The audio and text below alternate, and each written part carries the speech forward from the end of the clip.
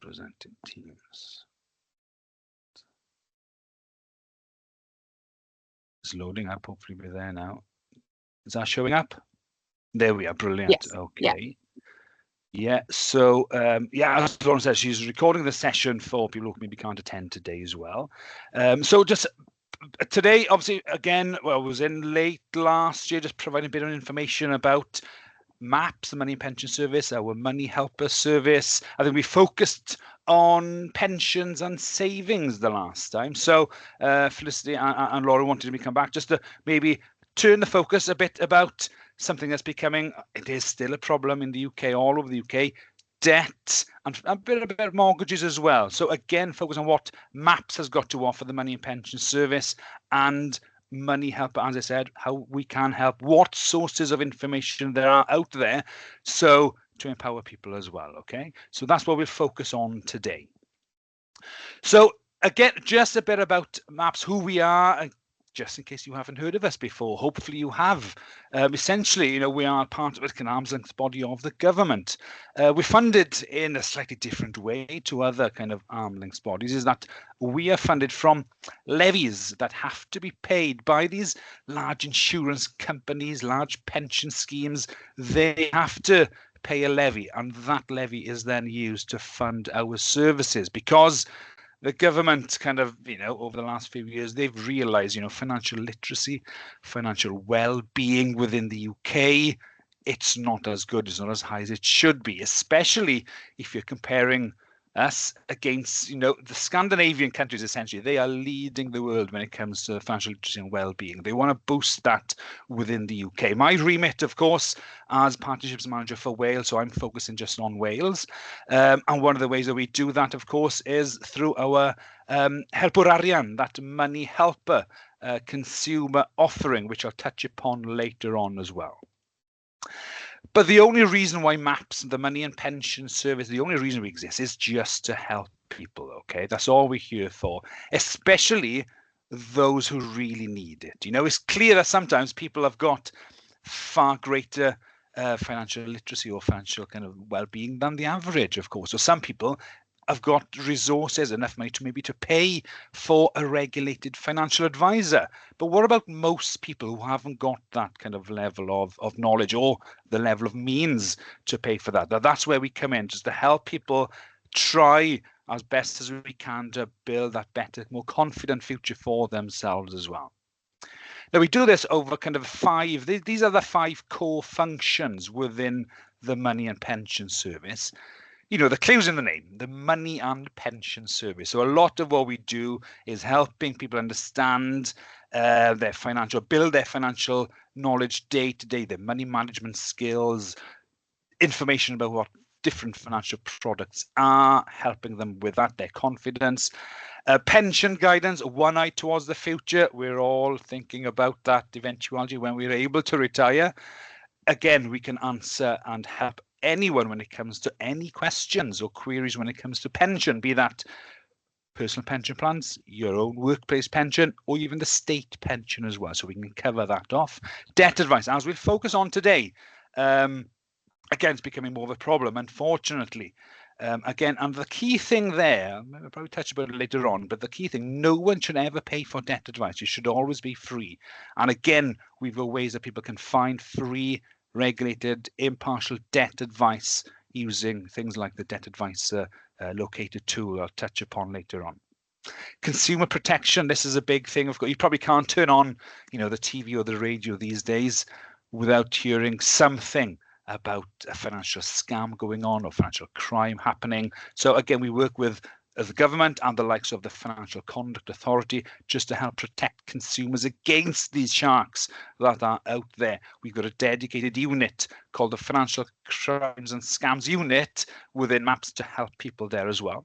And then strategy, we work with organizations like, for example, the WJC, just to help focus the efforts. Obviously, there's a lot of effort done by your employers to trying to boost financial well-being. What help is out there? So we work with them just to provide information, help the resources to help organizations help their staff, essentially, to drive that financial well-being movement as well throughout Wales.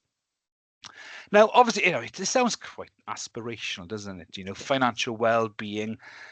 The key thing there, what does it really mean? I mean, I would certainly love more money in my pocket every month. That's a given. But often that's not possible. So it's about making the most of what we've already got, being able to deal with those unexpected events when they do happen, and trying to be on a bit of more of a healthy financial future. We want people to be more financially resilient.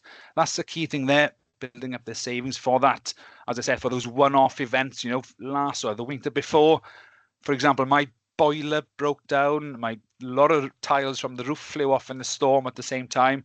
That was an expensive winter, so building that financial resilience, getting confidence back up in the financial kind of markets and products, because that's taken a hit over the years as well. And, making sure people know, empower them to make the best decision for themselves without telling them you need to do this or that or so forth, but giving them the tools themselves to be able to make their own decisions, to empower them there. The key thing, with financial well-being in the workplace, we're seeing more and more staff, more and more employees in the UK worrying about money, and that can negatively affect, their working as well within the organisation. And the key thing there, staff aren't going to tell their employer, I'm struggling so-and-so, I've got a problem with debts, for example. Where do they go for that information? That's where we want to build up that money helper, the first place to go for that free, impartial information. And everything we do within MAPS, the Money and Pension Service, and Money Helper, it's totally free and impartial as well. Because within Wales, financial being within Wales, it's a bit of a sad state of affairs, really, especially, we've already said about the Scandinavian countries, but even if you're comparing against Scotland, Northern Ireland and England as well, we're falling a bit behind. So we want to boost this up. Over half of people, for example, haven't got that plan for their finances in retirement, or they haven't got they don't feel confident in planning for their financial future.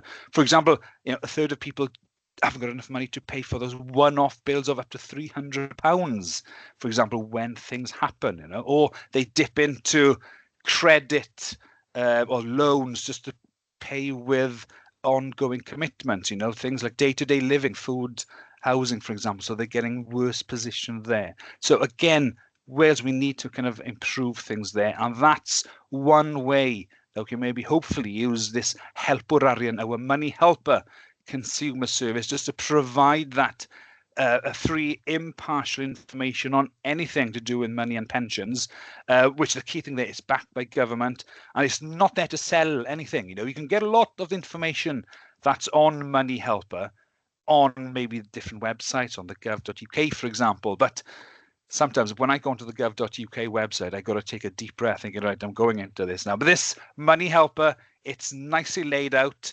plain language, easy to follow. So that's what we kind of just focus on today, about the information and the tools that we've got on Money Helper.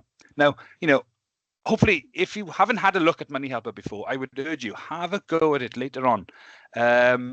Obviously, I'm biased. I'm going to say that Money Helper is great because I work for the Money and Pension Service. Of course I am. But I used to use Money Helper before I joined the Money and Pension Service. It really is a fantastic source of information. All the tools that we've got. I know that financial advisors, although they maybe shouldn't, they tend to use the tools on the Money Helper website as well for their services. But as I said, we've got a variety of things like blogs kept up to date on a regular basis. Just some examples there, late March, early April, we've got these different blogs to help people.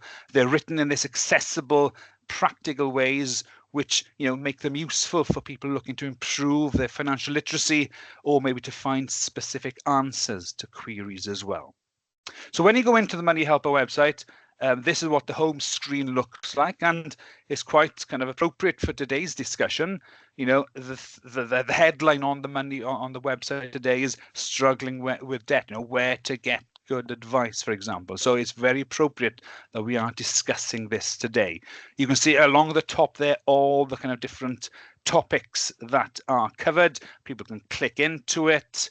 The search bar facility is really great. You can usually type in a few letters and it would bring up what the topic that you are looking for. end of the day, though, people sometimes you just want to speak to someone, ask them questions about a particular topic, and that's where you can see there, talk to us live. You can just click on that. It'll bring up the relevant numbers for the different kind of organization or the department within MAPS that you're looking for, the information that you're looking for. And I guess the key thing with us there, we do pride ourselves in that sometimes during the year, the phone lines are going to be very busy, okay? Especially towards the end of the tax year, people are doing a lot of planning. But we pride ourselves, if it is busy and you can't get through, leave us a message and we guarantee to ring people back on the number that they've left us as well. So we do guarantee, we pride ourselves on that. So talking about debt advice and what support is out there, how Money Helper can help you. I mean, let's just take a step back then. There's classic signs of maybe people struggling or facing some sort of financial difficulty. You know, the classic one, things like struggling to pay essential bills. And essential bills would be like rent, mortgages, your utility bills and council tax and things, or people relying on credit, as I said earlier on, for daily expenses, maybe using credit cards for essential expenses. I mean, some people do that anyway, but as long as you pay that off every month, that's the key thing there. But some people are just using them, building up debt to pay for essential things. Maybe if people are using frequent users of this buy now, pay later services as well, which these days are kind of thrown at us as well, aren't they? You know, everyone wants you to use the buy now, pay later. And obviously the interest that they charge is sometimes astronomical as well. People may be finding difficult concentrating in work because of financial difficulties or difficulty sleeping. That's a clear sign there. Or, you know, people being denied credit or access to kind of good loans because of their credit rating history, or people going into the pawn shops and things like that. There's classic signs there, okay? But the key thing there is if anyone is struggling, as I said, there's help out there, loads of resources and information on Money Helper. The key thing is just getting a basic budget going, understanding what people owe, understanding, right, what are priority debts? What should I focus on first? That's one thing people used to phone up and tell us, look, I don't know where to start. Who can help me on this? So we've got tools, we've got calculators that can help you as well. As I said, debt advice, you should never pay for debt advice as well. So some of the tools that we've got on Money Helper on our website, for example, you can see under the Money Troubles section on Money Helper, we do cover all sorts of ways people can get help and information. For example, that debt advice locator, people missing out on benefits, the bill prioritizer, for example. So concentrate on some of the popular tools that are being used at the moment. And I get to see kind of behind the scenes what tools people are using within Wales at the moment. And unfortunately, this debt advice locator tool, it is a popular one. But I'm glad it's there as well, so people can know where to go. So essentially, as I said, you shouldn't have to pay for debt advice at all because you don't want it spiraling out of control. So you can use our debt advice locator tool, put in your postcode into the debt advice locator tool. It'll bring up a list of free regulated debt advisors in your area. So you can go there and find the help that people do need as well. So that's one way, for example, that debt advice locator. The benefits calculator, this is a popular one because we've seen, and this is just Wales alone, right? There's over £2 billion worth of support and benefits going unclaimed, and that's just in Wales. So UK, it's a huge kind of issue, isn't it? And the Welsh government, their focus at the moment is income maximisation. They want people to claim what's theirs because obviously there'll be more money in their pocket, and I guess the knock-on effects, more money in someone's pocket, they'll be maybe spending more locally in their community. It boosts everyone then as well. So again, this benefits calculator takes about maybe 5-10 minutes to put in your details. It'll bring up a list of benefits you may be missing out on, and then how to claim those as well. So that's proving very popular. This bill prioritizer, I mentioned that people are phoning us or contacting us saying, look, I hate hearing the letters fall through the letterbox. It's just bills building up. We're like ostriches, head in the sand. We tend to ignore it, but that's when things do get out of control. So this bill prioritizer, it allows people, if they are struggling with particular bills, you can inform the bill provider, right, what is causing you problem? And the list of all the classic bills there that people can click on, which is causing problem. And what it does, it kind of focuses their mind as well. So it gives them a list, right, tackle this one first, then this one second, then this one third, and so forth. And it just doesn't list them, just do that first. It gives information on why are they class priority against non-priority debts, where to get help, who can help you with these particular debts, all the organizations as well. So it gives lists, gives contact numbers, ways to contact those organizations as well. So again, this is there just to help people focus their minds because, as I said, we don't want things getting out of control. But there's a big link, obviously, with debt problems, financial worries. That can lead to kind of worse, mental health problems as well. So again, we've developed this toolkit that people who are maybe struggling with financial matters leading to kind of bad issues with mental health, for example. So we've developed this mental health and money toolkit. With support from the National Academy of Social Prescribing. It's there as kind of a toolkit for people just to understand, right, what can be done. It's their kind of Bible, what works for them, so they can input information onto this booklet for themselves and use this going forwards as well. There's a lot of therapy techniques listed there as well, and people are useful. We've sent, for example, I know in Scotland, we've sent this out to every GP practice in Scotland. And they're finding it very useful, especially maybe the social prescribers aspect, because they get more time. Usually these days with a GP, you're in there for 5-10 minutes, and it's out the door at the moment with the NHS. But this is a long game because they understand that financial worries leading to bad mental health issues could lead then to kind of physical health issues as well. So it's a long burn, this one as well.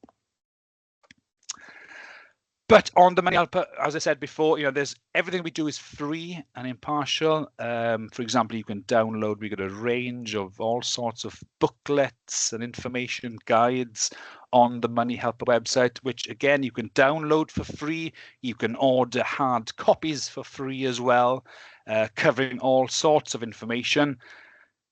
Redundancy handbook, that's becoming very popular at the moment as well. We're hearing in the news about so much kind of heartache going on. For example, down in Talbot area with the steelworks down there. So we sent a bunch of these redundancy handbooks to the unions. They're very appreciative of that because they want staff to understand their rights. For example, when it comes to redundancy, what can be paid tax-free? What can they do with the rest of the money? Do they know their rights? So that's just an example there. We've got all sorts of these free booklets on offer as well. So again, just moving the focus somewhat then to a form of debt, which is mortgages. But again, most of us would probably have a mortgage or some sort of a loan on a property over our lifetime. It's essentially, that's all it is. It's a loan just to buy, for example, a home or a property. And then obviously that loan is then secured against that property that you've bought. And you have to make repayments back to your lender. And if not, obviously they've got powers then to kind of repossess it. That's why it's classed as a priority debt when it comes to thinking about finances. There are different types, of course. You've got different types of things like repayment mortgages, interest-only mortgages. Repayment mortgages, you pay both the loan and the interest over a set period of time, so it reduces over a set period of time. Whereas an interest-only mortgage, you just pay the interest, but the capital stays the same amount, and you need somehow to pay that off at the end. So again, when it comes to mortgages and home buying, we've got so much information on Money Helper. And again, I can't do justice to the Money Helper just by 5-10 minute presentation. Have a look if people have got problems, for example, with mortgages or loans, for example. There's information there on the Money Helper website. Now, obviously, I'm not a mortgage advisor myself. We've got so much information on the Money Helper on the Money Helper website. As I said, we've touched upon the repayment mortgage and interest-only mortgages. Things that you've probably heard in the news of fixed rate mortgages as well. That's where your interest rate would stay the same for a set period of time. It's usually 2 to 5 years is quite typical, although it's becoming more common to have longer kind of fixed term periods now. That's especially following the American model, because they've got maybe 20, 30, 40 years sometimes at a fixed rate as well. Or get a variable rate mortgages. That's where your interest payments can fluctuate over time depending on the market, on the interest, the underlying interest rates there. That's why kind of every month we hear, or every quarter, the Bank of England comes together just to see, do they change the mortgage interest rates, because that can affect our mortgage payments as well for those on a variable rate payment. So that's where we've got, a great kind of calculator, this mortgage repayment calculator on our website. And I've got my son is not far off 18 now. He's 17 at the moment, and he's been asking a lot of questions really recently, very weird questions for him, about things like, obviously he's learning to drive, car costs, rent costs, what's a mortgage. So I've got him to read all the stuff on the Money Helper website. He's even asked me a weird one: how long would a tub of Flora Margarine last him if he was living alone? Which I can't answer you that, Thomas, but everything else we can cover off. But we've got all sorts of tools and calculators that can be useful when thinking about your mortgage repayment and different kind of loans, for example. So again, and you can input into the calculator, right, if my interest rate goes up by a certain percent, how much could that affect my mortgage, and affordability wise as well? Because that's we need to understand. It's not just for the next, maybe if you've got a fixed rate 2 years, what happens after that 2 years? Could you afford changes in the mortgage after the period comes to an end? So as I said, there's help with mortgages and information on the Money Helper website. Have a look at it. There's loads of information there. Sometimes though, a mortgage advisor, getting a mortgage is one of the biggest financial decisions we probably will make.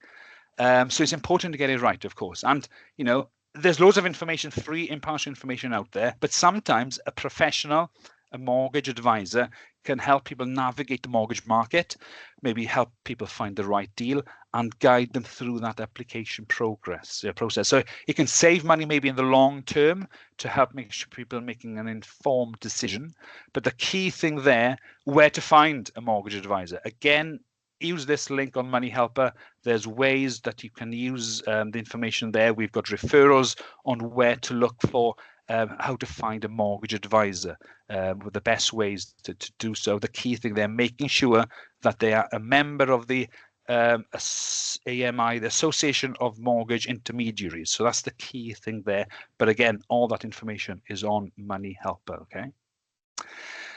Now, slightly moving off the kind of the subject, but something the Welsh Government want us, as I mentioned earlier on, they want people to claim what's theirs. So a couple of initiatives that are kind of still a big issue at the moment. Child trust funds. I don't know if you remember these, but they were there for children or babies born between September 2002 and January 2011. So babies born between that window there, the government would have given them at least a £250 voucher, not for them, but for their parents and carers to invest for those children. And then when they reached 18, that money would be theirs. But what happened? We've seen that obviously at that time, carers, parents of babies, they had other things going on, as you can appreciate. So nothing was done with these vouchers, for a lot of these vouchers. So what happened? After about 6 months of inactivity, the government invested these child trust funds on behalf of those children, of those babies. And what we're seeing now is that these babies are turning into young adults, 18, 19, 20 years of age. And there's so many of these child trust funds going unclaimed. So the government, they want people to claim what's theirs. So as I said, that's one thing to do, is trying to claim these child trust funds.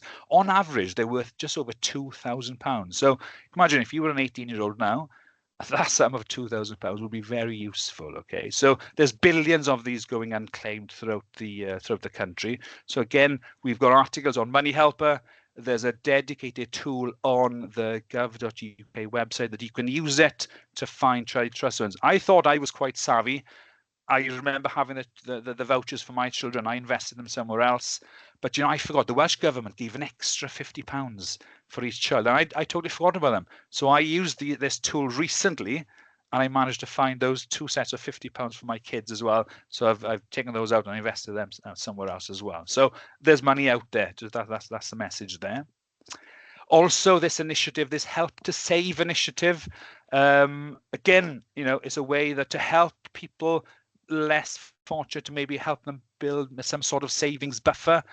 This was due to end this April, but the government have seen the benefits of it, so they've extended it for 2 years until April 2027. So essentially, Help to Save, it's for those receiving certain kind of tax credits, so certain benefits, they can save up to, let's get it right, I think it's on the next slide anyway, £50 a month for a period of 4 years. So there'll be a maximum £50 a month, 2,400 over that 4-year period, if they could potentially save £50 a month.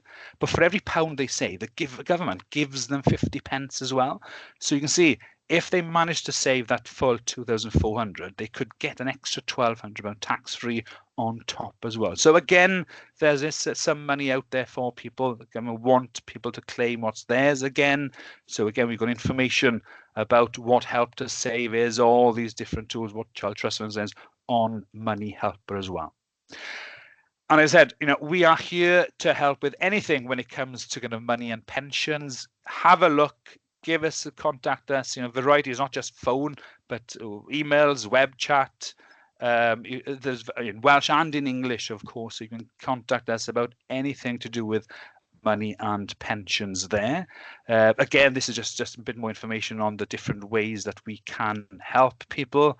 I cover all of Wales. For example, we've got other kind of my equivalents in Scotland, Northern Ireland, and we've got a few equivalents covering different regions of England as well. But one thing is we were running this Money Guiders events as well. So essentially, I think organizations can join Money Guiders, but it's open to the public as well. So, for example, we've got a selection. You can open, the link is there. So that's the link to have a look for the public, to have a look at the Money Guiders, what events are being held. So that link there would open up a calendar of events for you, because different organizations run, for example, webinars, sometimes in-person events as well. So you can have a look at this suite of this online calendar to see, right, what events are going on. You can register if something tickles your fancy. If you think, oh, do you know, I want more information on this particular subject, and it could be anything, then you can register to kind of have a look at what information is being provided by different organizations out there as well. So that's that Money Guiders, something that is out there for people as well. And that was essentially it. So please, if you've got any questions, have a look. As I said, I urge you, have a look at the Money Helper. But as I said, sometimes people just need to talk to someone, just to kind of ask them some questions. So those are the relevant numbers there. You see the numbers for general money guidance and pension guidance as well.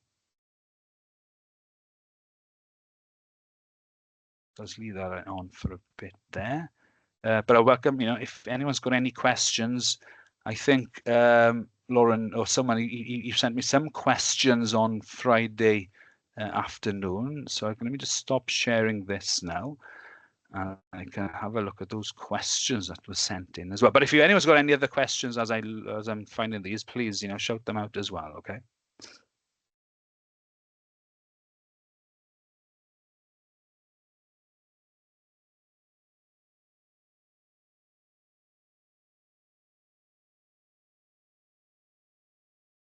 Can't find them now. Oh, right there. So the first question that was sent on Friday. So if you've been a homeowner with a joint mortgage in the past, can you be considered a first-time buyer if the joint mortgage has ended after separation and you now want to buy a property on your own? Right, so in most cases, if you've previously owned a home, even if this was through, a joint mortgage that's ended now, as you said, after maybe separation or divorce, typically you're not considered a first-time buyer for future property purchases, because the definition of a first-time buyer is usually those who've never owned a home before. But as I said, there's always a but. There can be exceptions depending on the rules of the lender. So that's where the lender would confirm this, or as I said, maybe a mortgage advisor could help navigate this for people as well, because they've probably got more tricks up their sleeves as well. The other one then. So the next question, what do most lenders consider to be the oldest you can be on completion of a mortgage? For example, I can't imagine a 65-year-old could get a 25-year term. That's probably true. I mean, you're right there. Most lenders do have age limits, when it comes to mortgages. There isn't kind of a specific oldest age that really applies throughout, universally. But many lenders, they typically, they require the mortgage to be paid off, usually by the age of maybe 70, 75. That's what I've seen. So that means, if you're 65, you could potentially get maybe a 5-10 year mortgage, depending. Again, it all depends on the lender's policies and procedures. Sometimes if people have got a good pension in retirement, well, that's a regular guaranteed wage for them coming in. So the lender may say, well, do you know what? There's no risk there because they'll receive this ongoing retirement or pension as well. So again, check with the lenders or mortgage advisors. I mean, that's the get out card there. And there's a question, is it sometimes better not to pay off a mortgage? Yeah, I mean, everyone's situation is different here, of course, isn't it? But depending on what your financial goals are or what your circumstances are, I guess if you've got a low interest rate on your mortgage, you could argue that, if you've got other debts, store card bills, or, other kind of debts that have got higher interest rates, it may be worth paying those off first, because if you're on a very low fixed rate mortgage, for example, it's maybe better to pay off a higher interest debt first. Sometimes, maybe the interest rates, for example, on savings you can get are higher than the debt, that the interest you're paying off a mortgage, for example. So in those circumstances, maybe it's better to build up like an emergency savings pot as well. Pension contributions, if people maybe put more money into a pension, there's tax relief. You get at least a 20% uplift in contribution from the government there. But again, it's all about, I guess, reducing your overall debt, lowering monthly payments. That's the key thing there, freeing up money, for other things as well. So again, it all depends on individual circumstances there as well.